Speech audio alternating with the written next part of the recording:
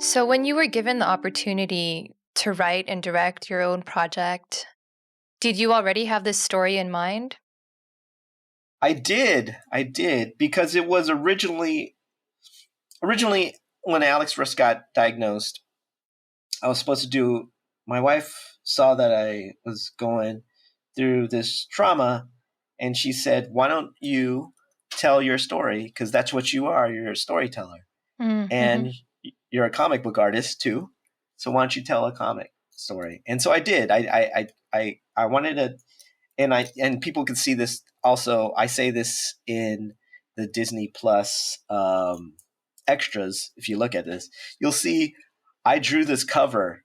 It was going to be a comic cover, and it was called Alex. And I believe the tagline was "A special child and a father's journey," something like that. Mm-hmm. And it did have an image of a father standing in a field of dandelions and his sons floating. And so I had the idea of that about 10 years ago. Mm-hmm. And so, but I was so deep in my emotions that I couldn't complete it. And so fast forward to about 3 or 4 years ago, I just I'm looking at my son. He's growing up. I cannot, this story is gnawing at me. I got to get this out of me. So I started doing storyboards. I figured I'll just do a small short, and I'll do it animated after hours at work. And I was showing it around to people at work and my coworkers, and they were saying, this is great. You should pitch it to Lindsay Collins, the producer of the SparkShorts, and see if and I showed it to Lindsay. She thought it was the perfect candidate for the SparkShort program, and so then it got made. So, we know that some visible autistic traits can be very noticeable, like some repetitive Flapping. behavior. Yeah, hand flapping, walking on toes, Yes. even echolalia, which is a form of vocal stereotypy. And in your film, the boy's special behavior is flying. Yeah. So why Yeah. did you choose this way to represent his autism? I wanted it to be about difference, and I wanted it to be a metaphor. And I wanted, since this is animation, I wanted it to showcase something that you wouldn't see in live action. Just so visually, I wanted the kid to be different from other kids. And visually, if you have a floating kid, that immediately makes him different from other kids. And I'm glad you asked this question, because people have asked why floating.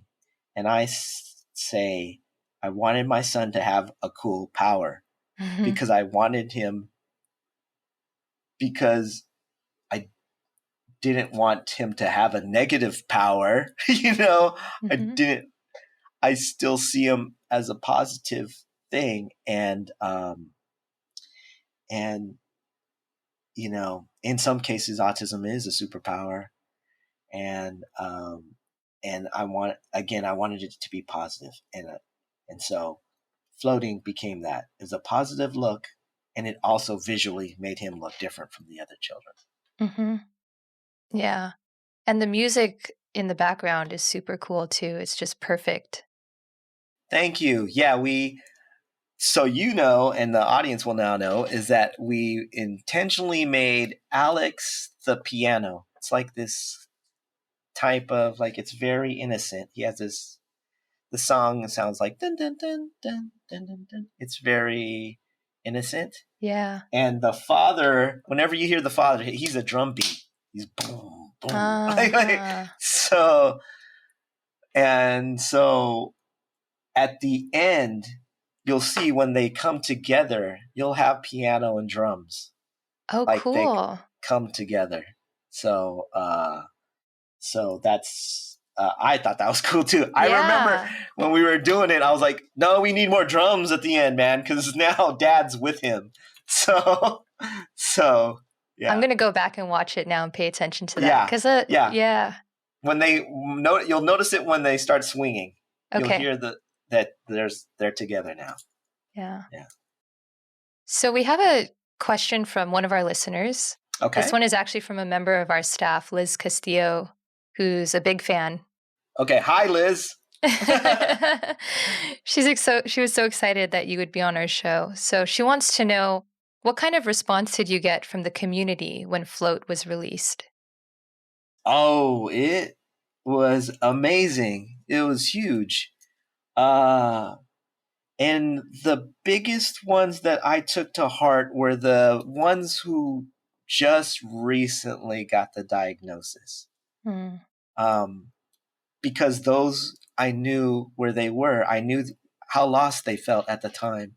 And they reached out to me and told me how much it helped them feel like they weren't alone.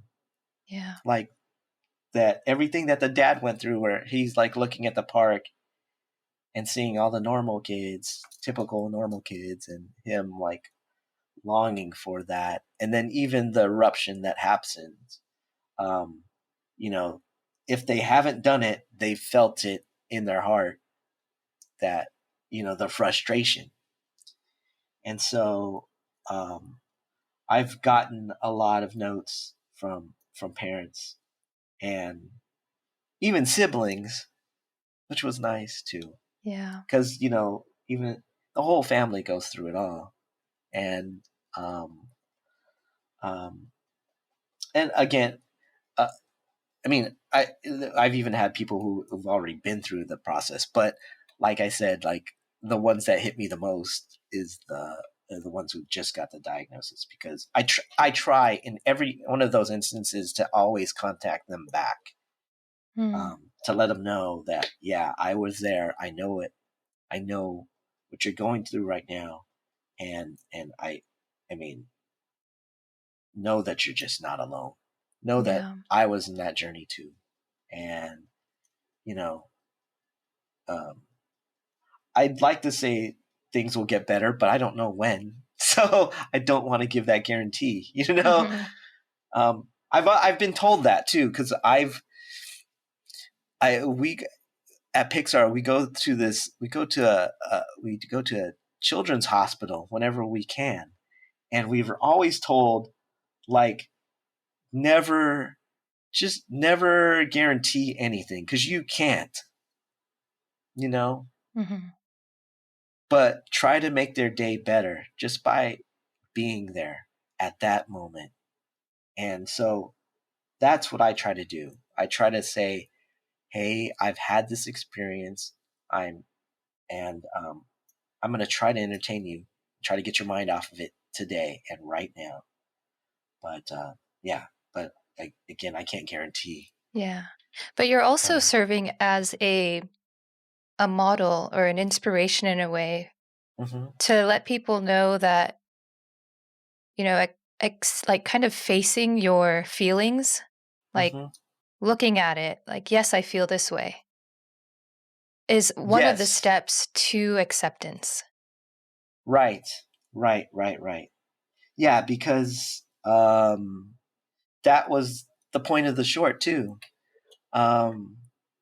Because the dad was going to take Alex away out of the park, and he was going to take him back home.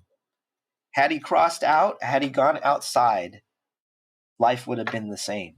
It would have been the same, like hiding out always and not accepting. But the dad makes a choice. I'm not going to go outside of this. I am going to accept my responsibilities. I am going to accept my son for who he is. I am going to let him be himself. And so that's when the dad takes off all his jacket and lets him be himself. Because before he was like hiding him, putting rocks in his pocket, not letting him fly, not letting him be himself. So yes, that is the path to acceptance, is to let go and let your emotions out there. You can't bottle it. You gotta let it go and accept. You've been watching Autism Knows No Borders. If you like this video, please give it a thumbs up and subscribe to our channel. Also, we'd love to hear from you, so let us know what you think in the comments section. Click here to watch this interview in its entirety. You can also find us on your favorite podcast app. Tune in each week for engaging conversations of how people across the globe are inspiring change and building community. Thanks for watching. Take care.